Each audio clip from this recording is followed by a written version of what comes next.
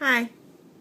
I was surprised that I agreed with some of what the author said, however, not all. For instance, about these attention-grabbing fakers.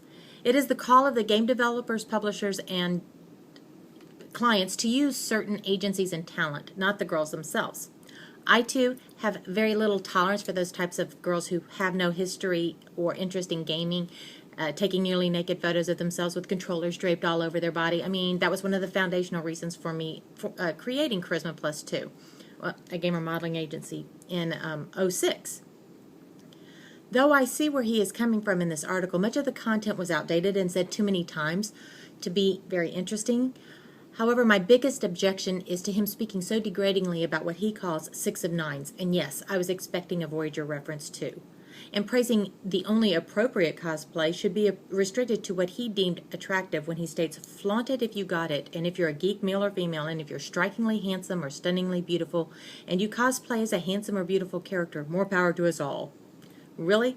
I found it incredibly offensive because I truly do see the beauty in men and women of all shapes and sizes. Yes, I know some are more marketable. I mean, I have to deal with that as an agent. But particularly when females find that confidence, since traditionally they have a harder time flaunting it if society does not deem them to be, a 10. A confident woman is just downright sexy.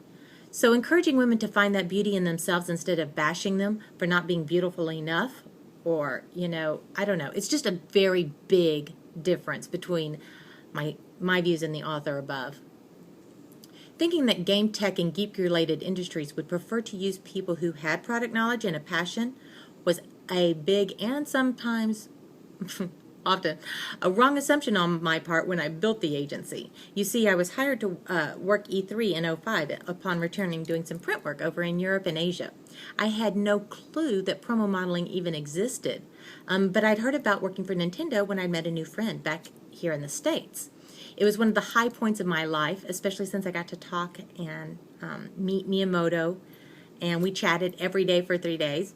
I mean, they were very small chats and through a translator, but my gosh, it was cool. Still, it made my dreams come true, and I was hoping to make those types of dreams come true for others. So that was part of another part of the key reasons why I founded Charisma Plus 2. In the past, I had a roster of only girls considered to be 8s or higher because we were having to compete with these non-gaming models.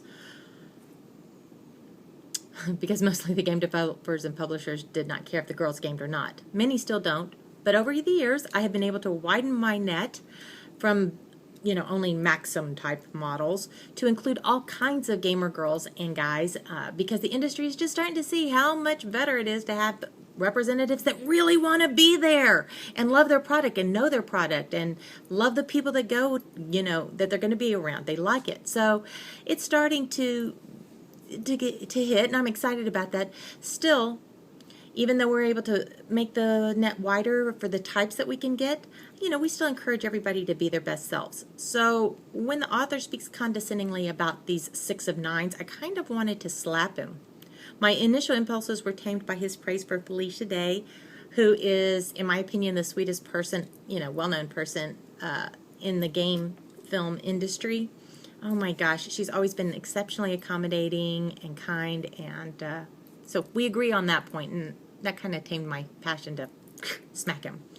In the end, I am grateful, though, that he happens to know some truly gorgeous gamers and geek girls, or else I fear he would have fallen prey to the cliche that they do not exist at all, when I know, in fact, they do, having 250 guys and girls.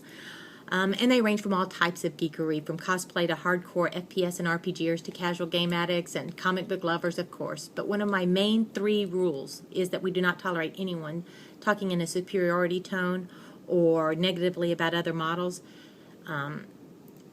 It's easy to weed out the prima donnas that way. And that's fine by me. I like that. So yes, maybe all the Comic-Con and GameCon girls are not pretty enough to sport their brand of geekdom for this author up there, but you know what?